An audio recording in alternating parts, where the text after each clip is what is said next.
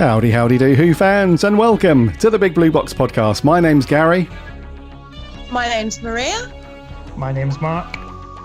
My name's Jordan. Hey, and welcome to the Big Blue Box podcast. This is no episode here. This is another round table with our writers. Let's get into it. Until then, there must be no regrets, no tears, no anxieties. Just go forward in all your beliefs and prove to me that I am not mistaken in mine. Our lives are different to anybody else's. That's the exciting thing. Nobody in the universe can do what we're doing. I've reversed the polarity of the neutron flow, so the TARDIS should be free of the force field now. You may be a doctor, but I'm the doctor. The definite article, you might say. The trouble with time travel is, one never seems to find the time. Change, my dear, and it seems not a moment too soon. Unlimited rice pudding, etc., etc. I am the Doctor! For now, for this moment, I am the Doctor again. The ground beneath our feet is spinning at 1,000 miles an hour. And the entire planet is hurtling around the sun at 67,000 miles an hour, and I can feel it. We're falling through space, you and me. People assume that time is a strict progression of cause to effect, but actually, from a non-linear, non-subjective viewpoint, it's more like a big ball of wibbly-wobbly, timey-wimey stuff. I could be a curator. I'd be great at curating. I'd be the great curator. I could retire and do that. I'm the Doctor. I've lived for over 2,000 years, and not all of them were good. I've made many mistakes, and it's about time that I did something about that. Bit of adrenaline, dash of outrage, and a hint of panic knitted my brain back together. I know exactly who I am. I'm the Doctor. Sorting out fair play throughout the universe.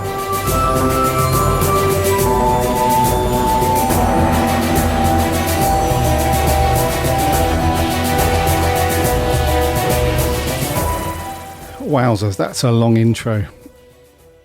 When we're all sitting looking at each other on Skype, ready to crack on. I can see everybody's eyes just glazing over like, yeah, this music will be done in a minute and then we can crack on. Welcome, everybody, to the Big Blue Box podcast. It's another week. It's another week of, well, you guys have heard this before. Those of you that listen to the show within the last, I guess, when did we last do this? A few months ago, I think it was. You will know that when there's stuff to talk about or one of the hosts is away, we're drafting these guys to waffle and do a bit of a round table. So, quick introduction to those of you that have not listened to an episode with these guys before. These guys are, you certainly would have read their stuff if you haven't heard them on the show before. So these are the guys that put out the awesome reviews and articles on the website. So we have Maria. Hello, Maria. Maria is experiencing technical gremlins as we speak. Maria, hello, Maria. Try again. There she is. Oh, there hi, you are. Hi, Garry. Hi, everybody. Sorry, my connection is really bad at this end, so I do apologise. No worries, no worries. Welcome. Jordan, hello, dude. Hello, you all right? Yeah, very good. Very well, thank you. And Mark. Hey, buddy. Hello. Yes. How is everybody? We all good. I think I speak for everybody by saying that we're all good, I think. Yeah. I hope. We're all good. So, yes, as I mentioned, these guys put out the awesome reviews and articles on the website. Most recently, we had a load of Big Finish articles, reviews up from Jordan. A little while ago, we had the Dalek Protocol. Then we had the Lone Centurion. Obviously, the Ninth Doctor stuff, Ravagers, which I think we've all listened to anyway, I think. And Jordan put a review out for that. And then Maria's very cool write-up on 25 years, reacting to the Doctor Who TV movie, which is good. What was the last thing that Mark did? Let's have a look. That's a good question. Let's have a look. I'll elaborate more on why I've not written much, I think, later on. But I think it's probably got something to do. We've all got a life, I think. We've all got stuff to do. That is a bit of it. Yeah, I think your last stuff was the Stranded stuff, I believe. Stranded, and I think I wrote a bit about being a fan, being a new fan in the 90s. Indeed, that was very cool. The Empty Children, growing up as a Doctor Who. Yeah. All good stuff. So, yes, Adam is not with us at the moment, so you would have seen on the socials that he's buggered off to get a bit of a tan. So we're holding down the fort. Yeah, it's all right. It's all right for some, yeah. So it's going to be us, guys. Another round table, which is all good. So one of the things that we've been chatting about in Discord over the last few days, because we've been batting around, what we're going to talk about. And we've got something we want to come on to. But before that, I just want to pick your guys' brains on... I spoke about Maria's article, the TV movie in 25 years and so on. So first of all, where has the time gone? 25... Yeah, it's just crazy. 25 years since the film. But it was a really good article, Maria. It was a very, very cool breakdown of...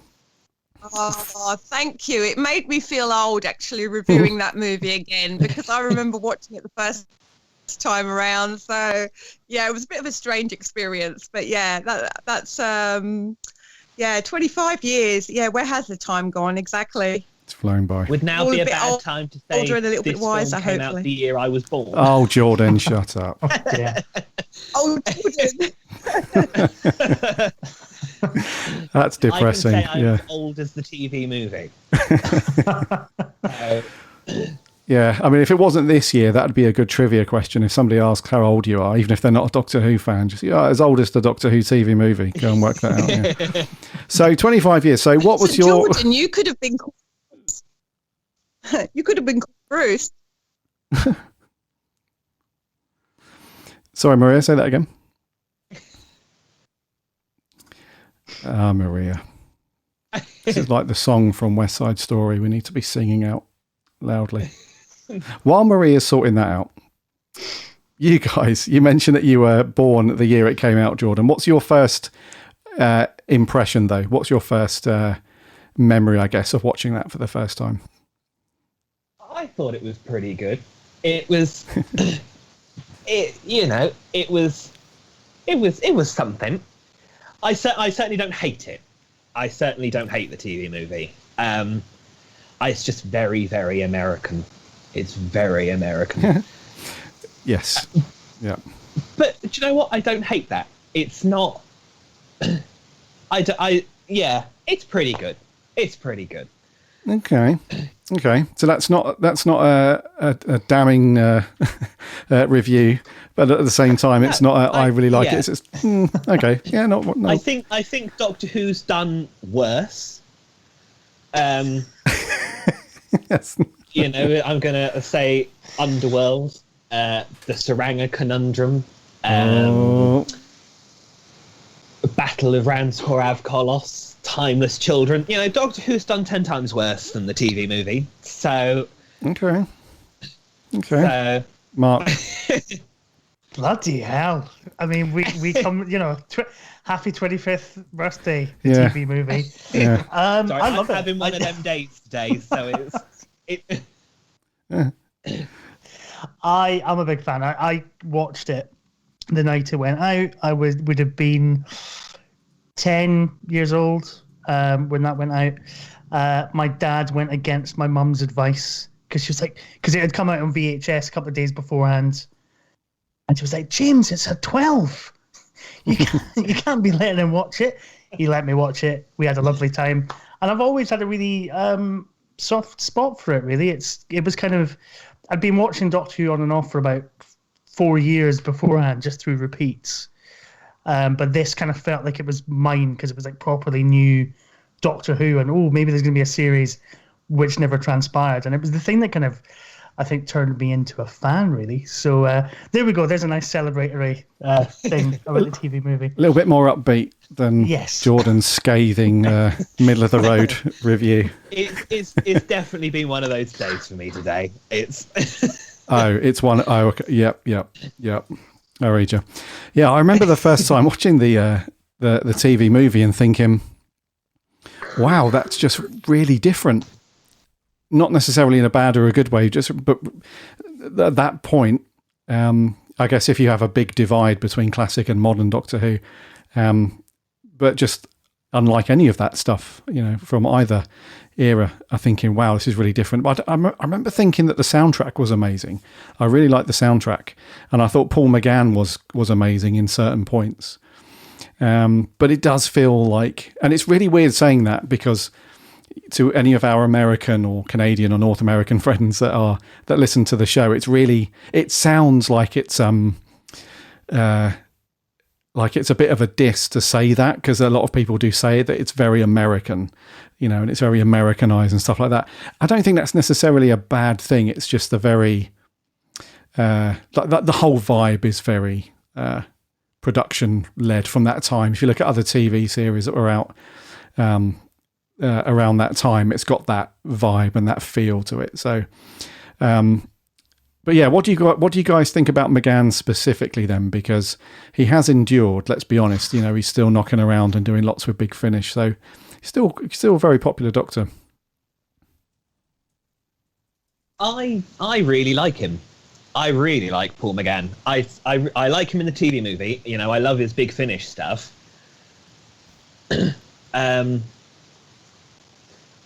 So no, I think he's pretty good in it. Okay, Mark. Yeah, you a fan of McGann's? I think McGann's great. He's my Doctor in a way. You know, I kind of went from the TV movie to the comic strips in DWM at that time. I think were some of the best kind of Doctor Who stories that I was kind of reading, really, or sort of appreciating visually. So that was all great. And then you had Big Finish audios as well. So I've been a huge McGann fan. And it's kind of weird that he's been the Doctor now for 25 years. Crazy. And kind of without, you know, unlike some of the others, without a pause, really. I mean, I guess there was that 3 or 4 years between the TV movie and him kind of signing up with Big Finish. But yeah, it's been kind of non-stop for him, really. Yeah, almost in the background for a while. And then with the explosion of his stuff on Big Finish. And then we had that little bit, didn't we? We had the little sort of return to TV when he did the Day of the Doctor, little short, was it a little 10, 15-minute thing? Was it called Night of the... No, what was that one called? I think it is Night of the Doctor. Yeah, it is Night of the Doctor. Yeah, so he came back for a little bit there and he had a different look. He had the short hair, looked like a very different, like he'd been through the mill since last time we had seen him as the Doctor on TV. So that was kind of cool. But he's a superb Doctor, though. He's very good. I mean, some of his stories for Big Finish, I wouldn't say all of them are belters, but certainly a handful of them are really good, like really super good, really highlights his strengths as a Doctor and stuff. So maybe he'll come back for the 60th. Maybe they'll do a cheeky little thing if they do a 60th thing. Maybe he'll come back. Who knows? Maria, can we hear you yet? Have the Cybermats left your laptop yet? Hello. Yay. 25. Can you hear me? Yeah, we can. Yeah, 25 years. What was your first impression, your first memory of the TV movie? I'm still on my... Can you hear me? Yeah. Yay.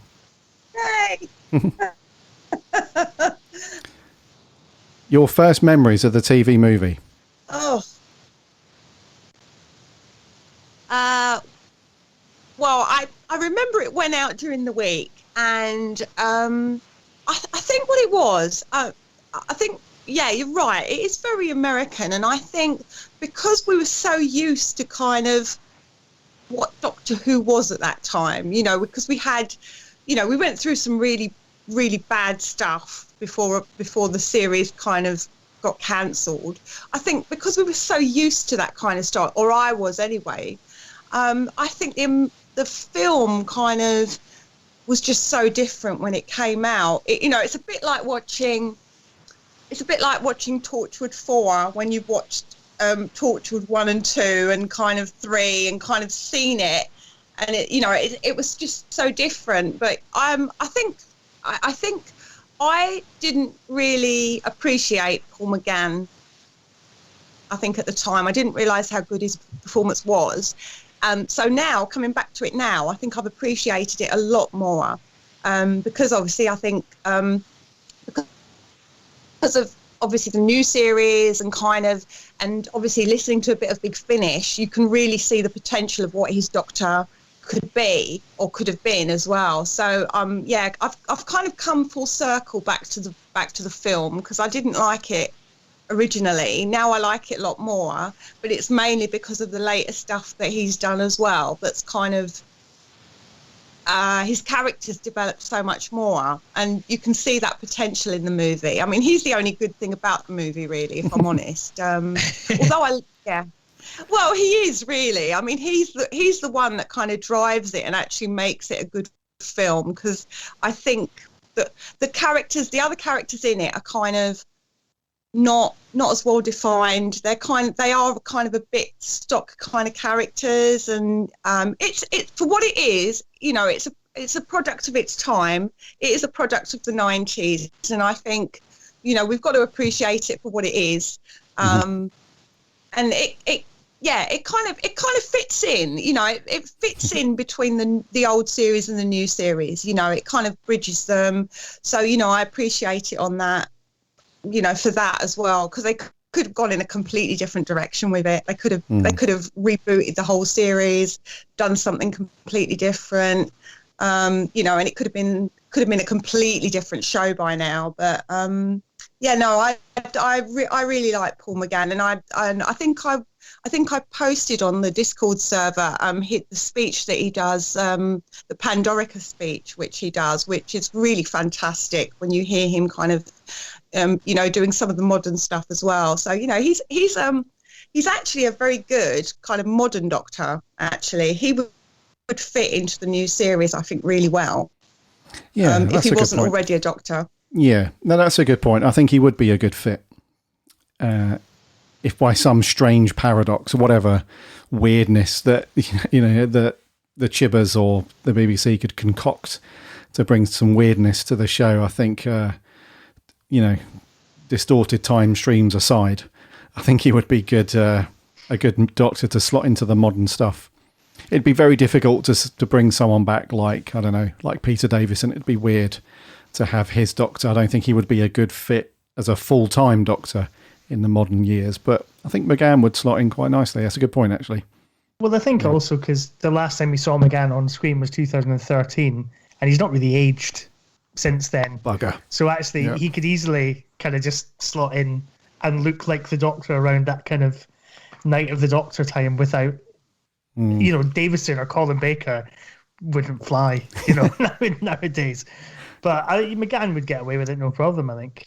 Yeah. Although McCoy in that season 24 trailer, he does sell it. There is something about him. Still rocking the spoons. Still got it. Yeah.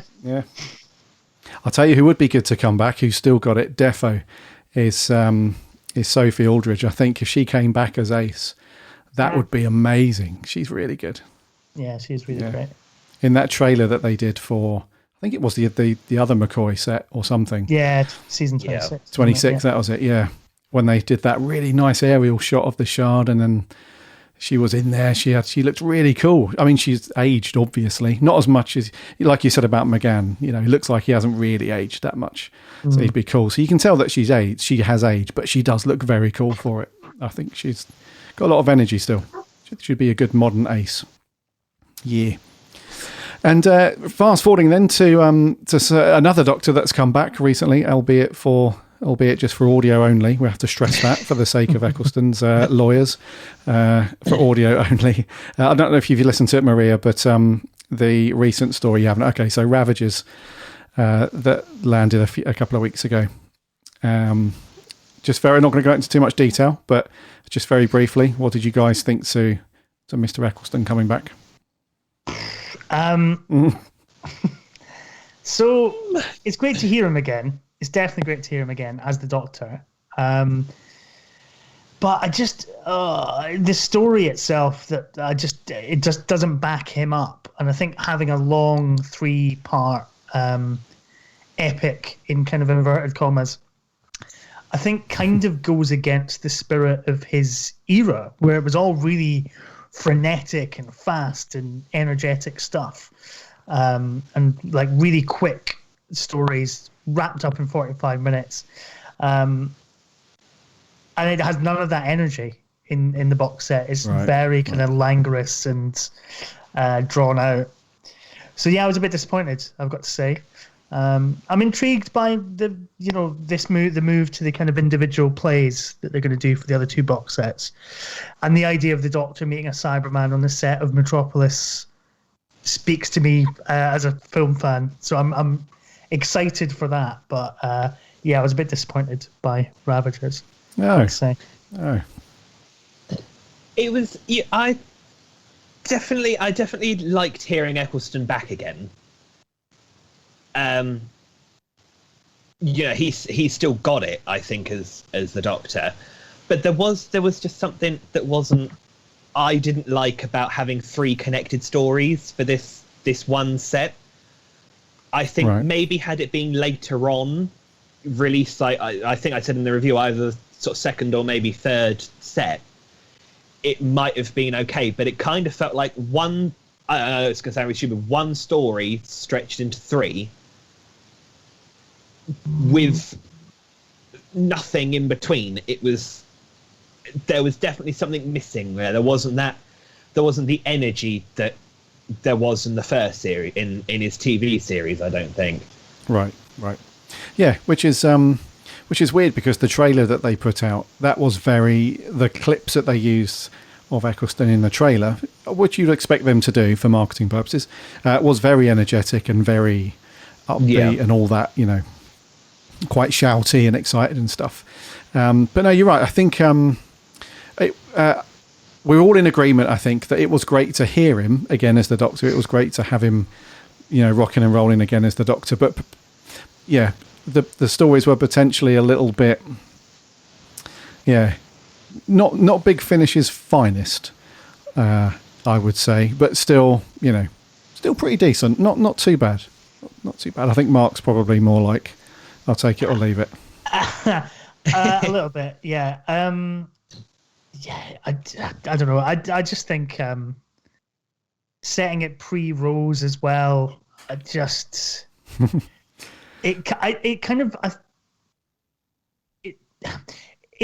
as bad as sticking the Daleks in.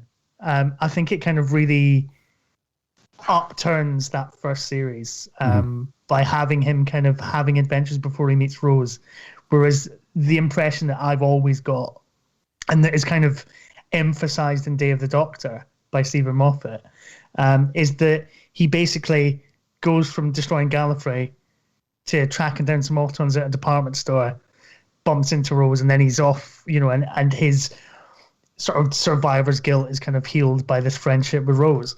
So to have 12 hours of adventures that take place before that just cheapens it a bit, I think. And that's, I think, the problem you kind of... Well, it's the risk you take when you do these sort of Big Finish plays. And it's like, well, what are you serving? Are you serving a wider story? Or are you just appealing to people that just want to hear that Doctor again? Yeah. I think there's a bit of both. Yeah. Yeah, it's a weird kind of thing, but...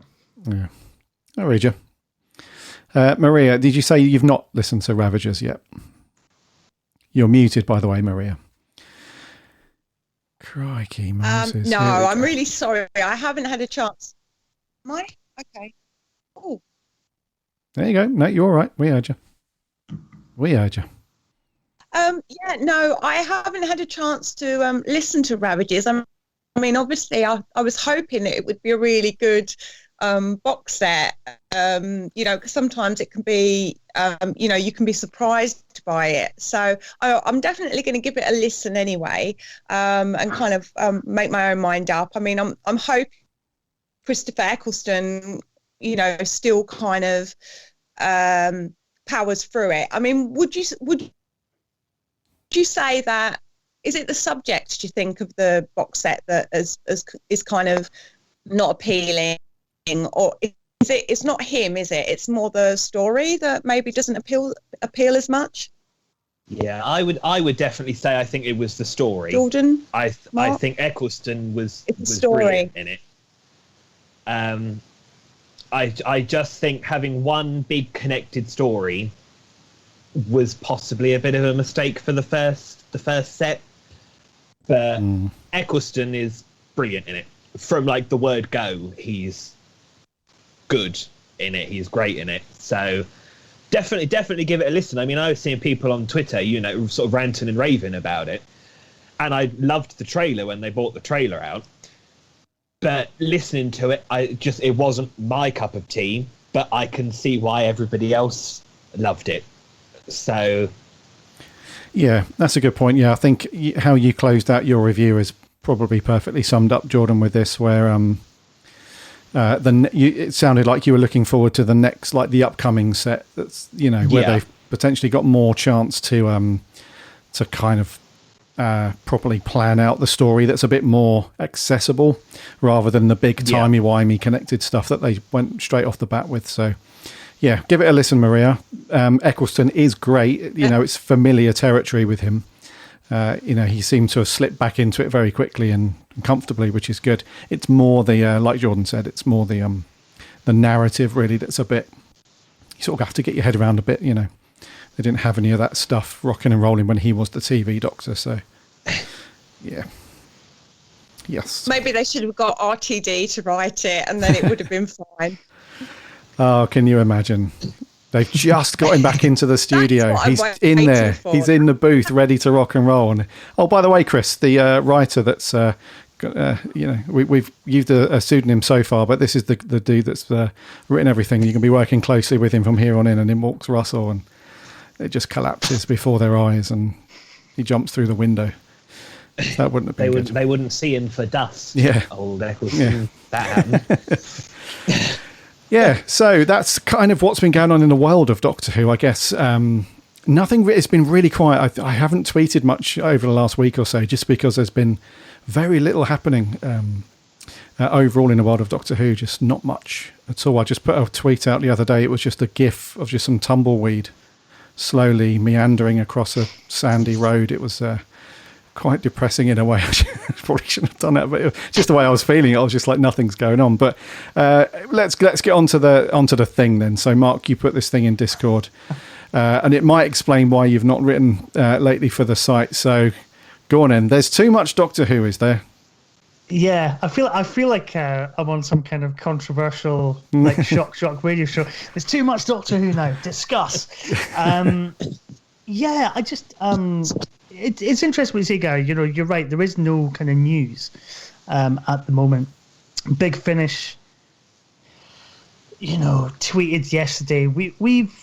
Here's 20 more box sets scheduled for next year. We're not going to give you any information on them, but there's 20 more box sets. Like, pre-order them, and I just was like, who needs this?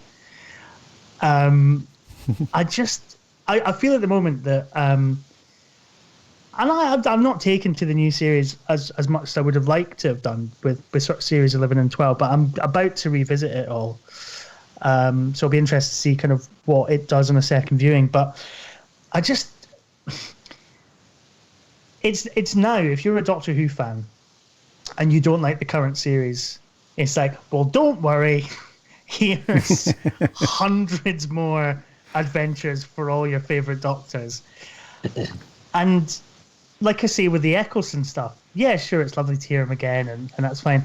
But isn't it nice sometimes that things kind of exist in their own time? Like the Ninth Doctor says, everything has its time and everything ends. And I think bolting on these kind of new adventures, bolting on sort of big, sort of impactful character moments onto 80s or 70s Doctors that can never possibly be taken any further, because we know how their adventures actually kind of pan out on screen. It all just feels a bit unnecessary now, and it feels like we're kind of at saturation point with expanded media. Right, whilst the TV show itself is kind of quietly ticking along and kind of falling by the wayside. And I worry about that. I think that's a strange place to be. Like, Doctor Who now, as a television show, seems to just be just something that kind of comes back every year. And if you're into it, hey, great, it's coming back next week. Whereas before it really felt like this kind of global event powerhouse, television. really. Yeah. Certainly for like sort of 2013 to like, I think maybe Capaldi's kind of first or second series where they did that massive world tour, and it was huge. And it was, but that was all about the current show. It wasn't about expanded media. It was never about comic book team ups or novelized crossover events or audio plays featuring the new unit team, the Curator, some Ice Warriors, and the 11. And Harry Sullivan as well. Let's throw him in there. So yeah, I just feel like at the moment we're kind of at a saturation point with Doctor Who. They seem to be trying to go for a Marvel Cinematic Universe kind of deal where you've got all these kind of spin-off shows, but rather than having an Iron Man film, a Captain America film, a Spider-Man film, you've got a 4th Doctor box set, a 5th Doctor box set, a 6th Doctor box set, but they're all the same guy. But with just different voices. So yeah, that's my opening salvo. It'd be interesting to hear what people think. Jordan. I would definitely say I think there is an awful lot of Big Finish coming out at the moment, and it is sort of one of those things where you can kind of see like you have to pick and choose what you're going to listen to, and I don't think I would say Big Finish I don't think is as accessible anymore because there's just so much of it, and a lot of it is great, but some of it is not so much. But I think unfortunately the problem is for me sort of the Chibnall era, so much is kept under wraps, and it's even like the trailers. I think I could probably count on one hand the time I saw the trailer for this last series on the telly. It's not really very well advertised particularly anymore. So there is kind of that I don't think they're kind of doing the TV series very well. So it's sort of Big Finish like, oh, let's sort of get on the sort of the hype a little bit here. But then, I mean, this unit box set, you've got about 6 million different characters here. There's the new lady who's going to be one of Tom Baker's companions that's also in it, and it's kind of like, okay, well then sort of how does it all fit together? Continuity, how does it all fit together? So I think there is definitely a lot of Doctor Who, which isn't necessarily a bad thing, but I don't think it's as accessible as it was sort of even a few years ago. I think accessibility is a really good point. And I think now that they've wrapped up the monthly range, which is usually where you would find some really interesting kind of one-off plays. All the best stuff was in the monthly range. Some of the box sets have some cracking stories in them, but you then have to sit through 3 hours of stuff that's perfectly serviceable and enjoyable, but it's not. It's just more Doctor Who. It's like, hey, do you want more Doctor Who? Here's some more Doctor Who. And it's like, how do you go on that website now and start? Like, where do you start? I've had a few people ask me over the years, where's a good place to start with audio Doctor Who? And I kind of just say, just pick something with your favorite Doctor, and preferably one of the lower numbers on the monthly range, when it was still quite interesting and doing kind of new things with Doctor Who, but also kind of being aware of the fact it's an audio medium. I think now what Big Finish does is it tries to tell these big, sweeping, cinematic stories that you could never realize on screen on a telly show, but that when it translated to audio, it's just a bit of a racket. It's just like Daleks screaming, big explosions, all that kind of thing. Bit of a racket. So yeah, it's a weird kind of. I much prefer those kind of smaller chamber like audio dramas, about sort of characters in a place. Yes. Yeah.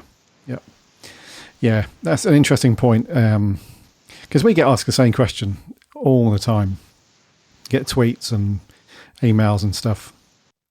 Like, where do we start? Like, I want to start listening to Big Finish, but where do I start?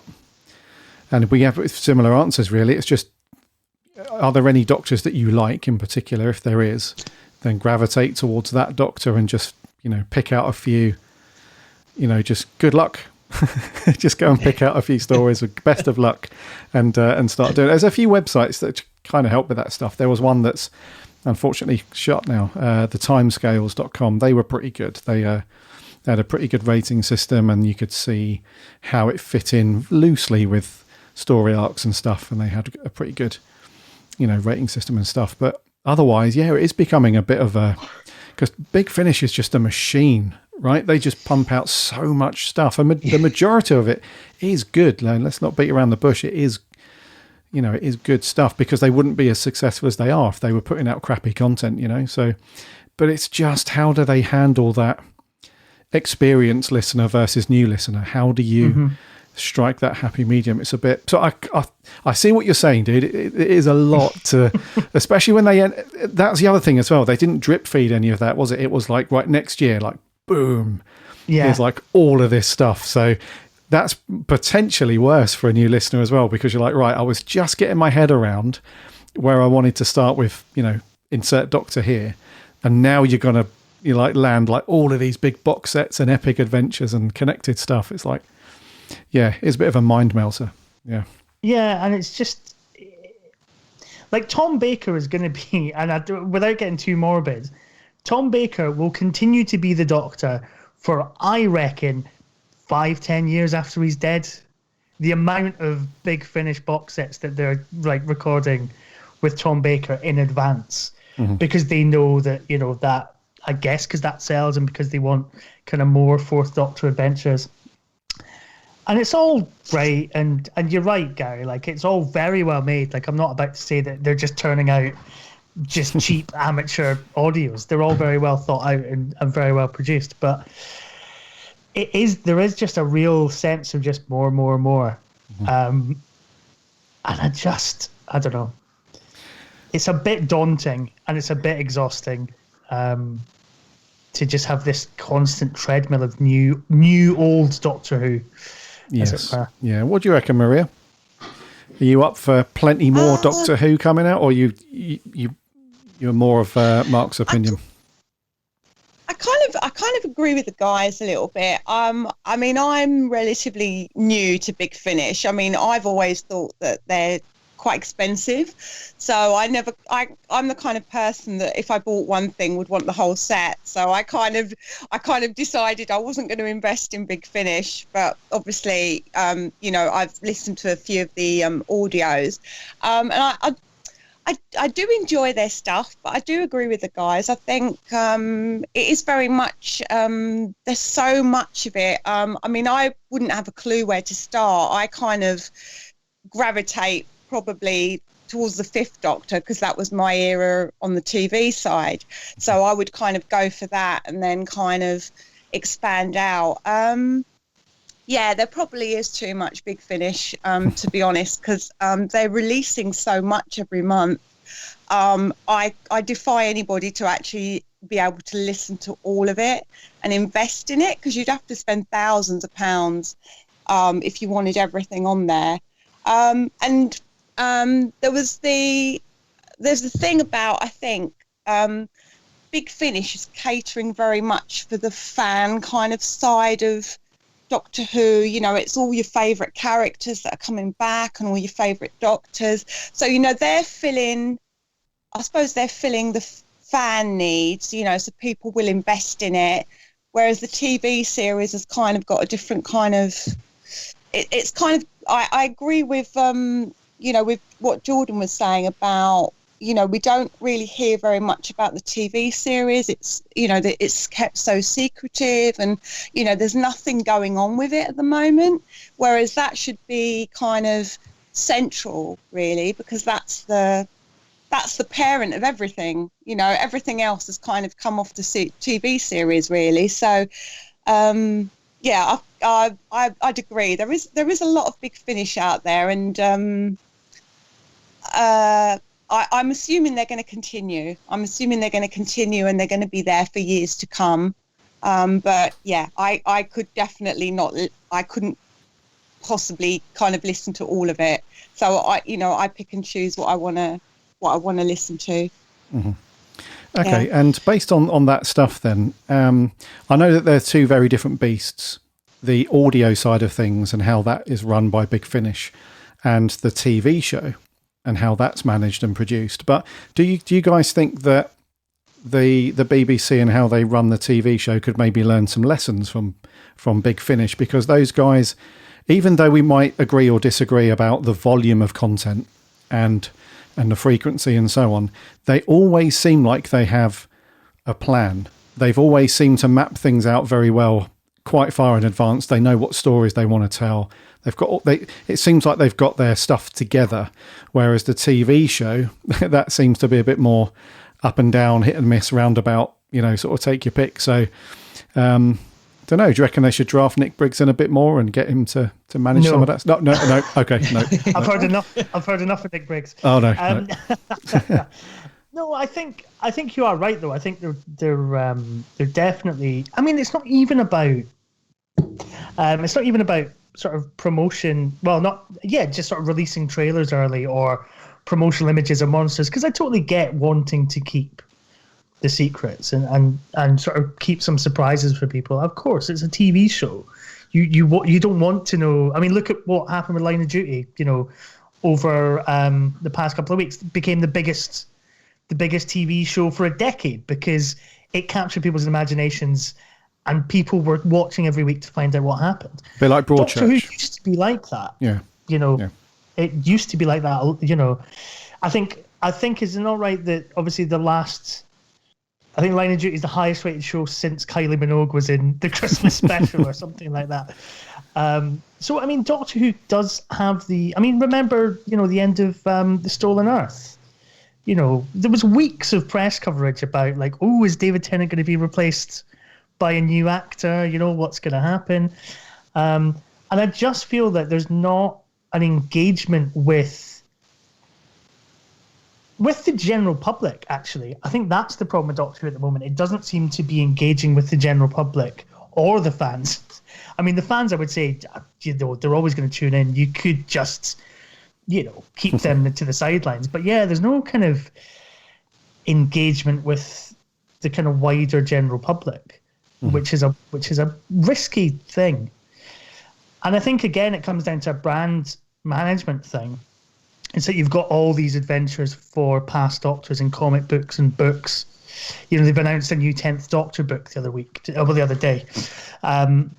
Whereas I think when Russell T and Stephen Moffat were in charge, and I presume Ed Russell as brand manager, it was very much the current Doctor has to be the focus.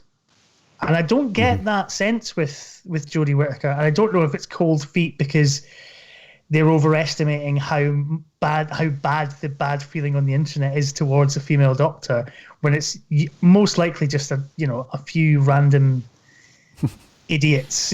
Of course, yeah, yep. But you look at what happened with Star Wars after Last Jedi, and they just kind of kowtowed to fan opinion and then gave us an absolute mess to kind of round off the trilogy.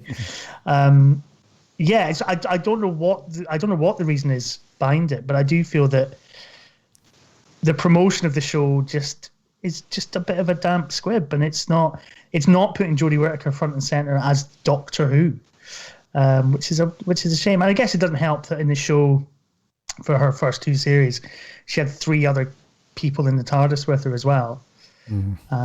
It's. I read you. Yeah. Too much. Yeah. I mean, I certainly feel like you mentioned Ed Russell. He was such a driving force for a lot of the stuff that we saw out in the wild. And yeah, there does seem to be a bit of a shift since people like that left. And it feels like there is a bit of a hole to be filled with that stuff, because when you see, because Big Finish don't spend a lot of money on marketing. You never ever see TV adverts, you never see radio or anything like that. Their stuff is all done via social media and a bit of YouTube. Yet they still manage to sort of drum up lots of... If you think about the run-up to Ravagers coming out, that was everybody that I spoke to. All Doctor Who fans were hyped about that in the couple of months and the weeks that ran up to Ravagers coming out, and they didn't spend a lot of money to drum up that. It was just I think people who were Ninth Doctor fans were up for it, and also the obvious fans of Big Finish that appreciate the quality of the storytelling and so on. Whereas but they did also promote that in sort of interviews on non kind of Doctor Who or non sci-fi. There was definitely like a few interviews in sort of the other press, just because Chris Eccleston kind of going back to Doctor Who was a big deal. Of course, yeah. So they did definitely try and get some new listeners in with that. How successful that was, I don't know, but they definitely made a point, I think, of making that clear. Yeah, if you think about the run up to a new series of the main show, though, that used to be. I remember years ago when. It might have been different because it came. No, it wasn't. So in the first few years after it came back, so probably 2005 to 2007, 8-ish, I remember seeing just huge billboard posters everywhere for especially when a new series was about to kick off. Really huge posters in the press, magazines, obviously TV, and just and all sorts. You just don't seem to get that much anymore. Well, I remember I think it was just the weekend of the Sorcerer's Apprentice going out. And I think a couple of days beforehand, you had Jenna Coleman and Peter Capaldi do that photo shoot outside Abbey Road. Mm-hmm. And I remember standing on a tube platform with my girlfriend at the time, and there was Daleks doing the station announcements and stuff like that. Just stuff that kind of kept it in the public eye. And then the following couple of years when they did Series 10, you had, Peter Capaldi and Pearl Mackie down at the South Bank on that glorious, graffiti art sort of picture of sort of space and time and Daleks and Cybermen and all that kind of stuff. There was a real drive to these really cool, marketing pushes, which I can't think of anything really from the past couple of years. Not like that. It's it's almost as if the BBC, like you said, they know that the fans are going to tune in and watch it. So it's almost as if they've kind of been like, well, we don't need to spend this money on sort of making sure that the public will watch it, because we've got the dedicated fans that will watch it. And but I do miss seeing things where they were going out and, actively promoting to just Joe Public sort of thing. Yeah, I suppose it's been a bit difficult the last year or so for obvious reasons. But sure. But even before that, though, I think the most that we saw them engage with fans was probably Comic-Con. They've done a couple of panels at the big San Diego Comic-Con, which was fairly cool. See, that always bugs me as well. Is they do it all at I know the San Diego one is the massive one. Well, it's a big industry event, isn't it? More than a fan event. Yeah. But you think, well, they could always do some like the ones we have over here. But, yeah, true. I mean, the ones I've been to, they all tend to be sort of like classic series box sets orientated, the MCM ones. Yes. And they're always packed out. So imagine how packed out sort of the panel room would be if they did something about the new series kind of thing. Yes. No, I agree. Somebody pointed out the other day that, and I think it wasn't really until I saw that, that's a really interesting point actually, is that there's a lot of promotion at the moment for classic Doctor Who, because you've got the Blu-ray box sets, and like I say, you've got Big Finish and comic books and novels and stuff like that. And they kind of said, because they make money from the classic Doctors, because it's all purchases of like new Blu-ray box sets or comic books or novels. But a new Jodie Whittaker series goes up on the BBC, you pay your license fee or you don't pay your license fee, and you can watch it, and it doesn't cost you anything to do that. And if you want to buy it afterwards, fine, that's great. But there's less. It's almost like there's less money in promoting a show that's currently on TV than there is in promoting 50 odd years of backstory that can be kind of repackaged and repurposed and sold. Yeah, it doesn't help when they limit the capacity to pick things up to do with the new series as well. So when you close the Doctor Who experience in Cardiff, which is always a sore point of mine, they had a huge gift shop there, and they always had loads of modern Doctor Who stuff, loads of it, and that place was always packed. I've always been quite bitter. I never actually managed to visit. Oh, Jordan! I got turned down for the box office manager job. The Doctor Who experience. I went for an interview and everything. It was great. So I went for an interview the day they were filming Cold War, and I was sat in the canteen waiting to kind of go up to the office, and I saw Liam. I've forgotten his name now. The guy in Game of Thrones and stuff, who plays the submarine captain in Cold War. Oh, yeah, I just know. sort of sitting eating his lunch in a kind of military outfit, and I knew they only filmed kind of Doctor Who and Casualty there. So just like, well, that's either a really weird episode of Casualty or he's going to be in the next series of Doctor Who. You didn't get the job. That is didn't get the job. Terrible. Didn't get the job. Gutted. I remember seeing something actually about that on something. They advertised something like Indeed or something, and I remember seeing. I was like, "Shall I apply for it?" And I was like, "Nah, I'm not going to bother. I'm not going to bother." But I remember seeing a job about something about the experience. Should have done it. Would have been amazing. I should have done it. Yeah. Did you go, Maria? Did you ever end up at the experience? Yeah, I went. Was it on in London? Because I'm sure I went to. Yes, see, they're the two that I've been to. Is the one in London.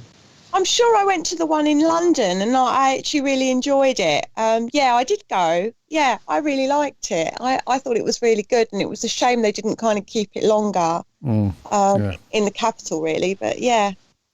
It was very cool. It was a really cool place. Even if you'd been there, I think I went 3 times in the end. And the second and third times that I went, even though I'd seen most of the stuff in there before, it was still a cool place to go and just chill out and take your time and chat to other Who fans and stuff. It was great, really cool. And then, like I said, at the gift shop at the end, you've got all of the new Blu-rays and DVDs and T-shirts with whoever the Capaldi was at the time, the current Doctor, and all sorts. It was great. But let's finish on a bit of a positive, hopefully. Actually, no, it's probably not the best way to do this. My question was going to be, are you looking forward to, whether you like Jodie or not, or anything like that, are you looking forward to having new Doctor Who? Because we're potentially, 3 to 5 months away. Oh yeah, of course. Yeah. From the Series 13 landing. Are we excited about seeing some new Doctor Who, regardless of your thoughts about, Chibbers or Jodie? Yeah, I'm excited to see it. I was thinking the other day at work. I was like, when was the last series of Doctor Who on? And I was thinking, no, it wasn't. It wasn't this year. For some reason, I had a thingy that it was this year. I was like, no, it was only the Dalek one. No, so I'm definitely ready for the new series of it whenever it comes out. Mm-hmm. Maria? Yeah, I am looking forward to the new series. For all my criticisms, I always welcome New Who because, we don't know how long it will continue for. So, I'll always welcome New Who in whatever shape and form it comes in. I feel like Mark's going to be the conversely a different opinion. No. No. To be honest, I'm looking forward to it. I mean, like I say, I'm looking forward to revisiting the first couple of series for the podcast.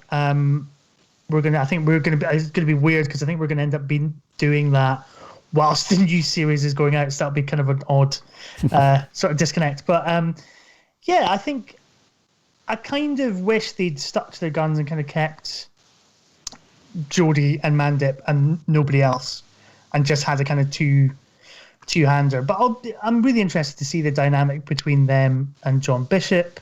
I rented the one other acting role by John Bishop, which is a film called Route Irish, the other day, so I might watch that over the weekend.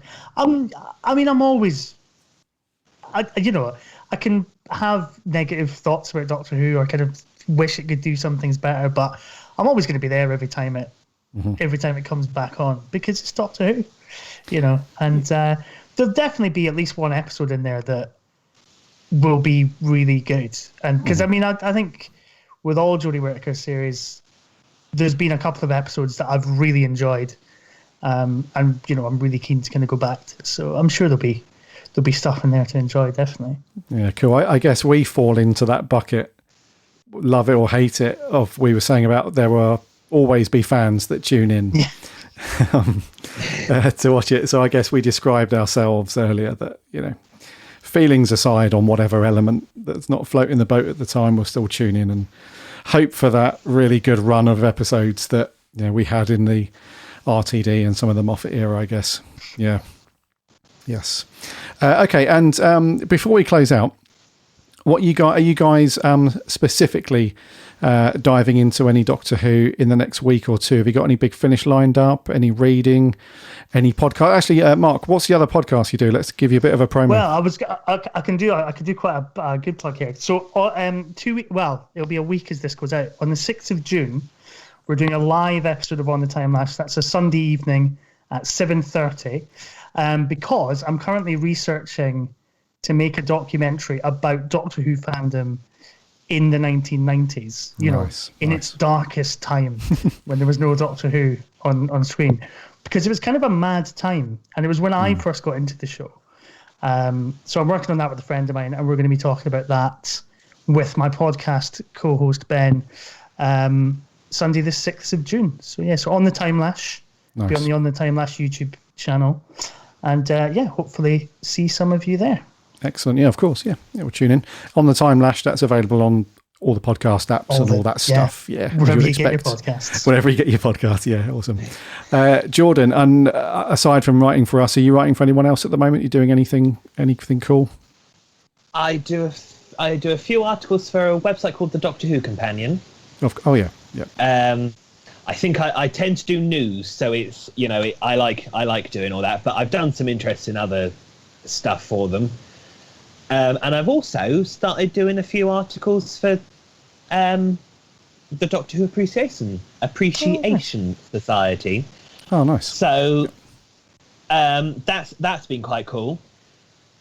But I've not really had the time this sort of last week to sort of really delve into anything new. Mm-hmm. I think I listened to the opening story of the new Third Doctor Big Finish set. I think it's like the Unzal Incursion or something. That was really good. That was a really good story. But yeah, no. So I write, you know, loads of different sites. So yeah, cool. Yeah, if you want to check out some of Jordan's other stuff, yeah, it's the DoctorWhoCompanion.com. Yeah. Yes, go and check that out. And Maria, I know that you still have an exclusivity agreement with us. Yeah, I will be honest. I mean, I love you guys, so you know, I want to stick with you guys. That's loyalty there. Yeah. But I'm probably there's a couple of good podcasts that I listen to. Whoa. I'm kidding. Go on. You guys as well. You guys are first. You know that. You'll always come first in my heart. But there are a couple of other podcasts that I'm going to give a shout out to because I think they're really good. There's one called Progder Who that I love. Which is I think there's 3 or 4 guys on there that are really funny. They're a little bit rude as well, but it's called Progder Who, and they also play prog music as well in between their kind of discussions, which is fantastic. And there is an all ladies podcast called Verity. Oh yeah. Which is really good. It's some international ladies that sit and discuss Doctor Who, so I love listening to them. So I'm going to try and probably listen to a couple of those this week. I'm definitely going to listen to the Big Finish Christopher Eccleston release because I'm curious because I do love Christopher Eccleston, so I'm going to have a listen to that. And that'll be probably my week done, to be honest. Nice. Yeah, the Verity podcast, they've been going for years. Yeah, it's good podcast, that one. Nice one, guys. Right. Well, I think on that note, I'm going to roll the credits for roundtable number 2.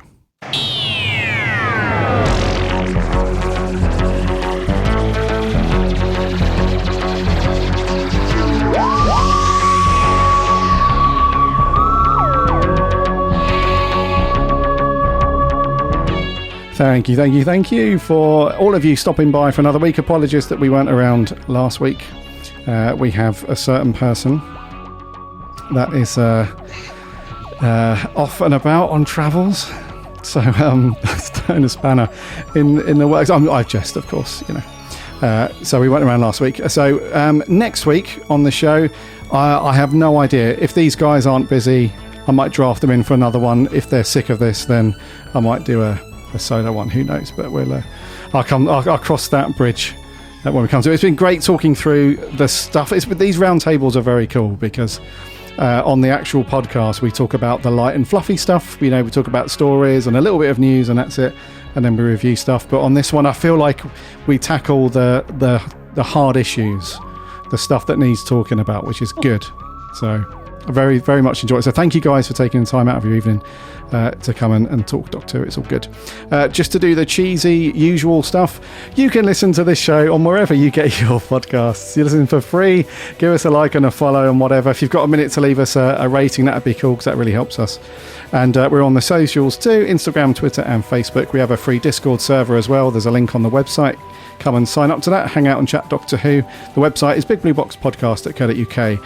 And you can read on that website all of the cool articles and reviews that these guys write for us, which is very cool. So until potentially next week or roundtable number 3, wherever that might be, it's been very, very cool chatting to you guys. So Maria, thank you very much. Thank you very much, Gary. Jordan, thank you very much. Oh, thank you. And Mark, thank you very much, dude. Thank you, Gary. Goodbye. Right, until next time, take care of yourselves. Are you guys going to do it with me this time or not? Ready? 3, 2, 1. Allons-y.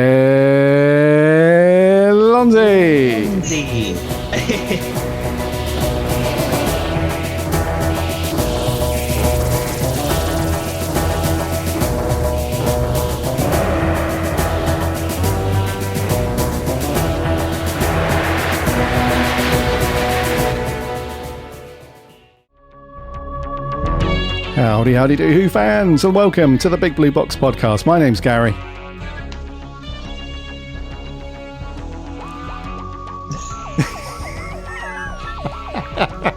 One day I shall come back. Oh, Maria. I'm so sorry. You'll have to count me in again. I'm really sorry. I'm trying to move around. Sorry. Let me see if I can just sit in one place and see if that works. Right. So what's the? So just wait for me to say, my name's Gary, and then you just come in with, my name's Maria. Okay. Perfect. Thank you. Followed by Mark, followed by Jordan. Are we cool? No Are we cool? problem. Right. Yeah, Let's go. Take on. number 3.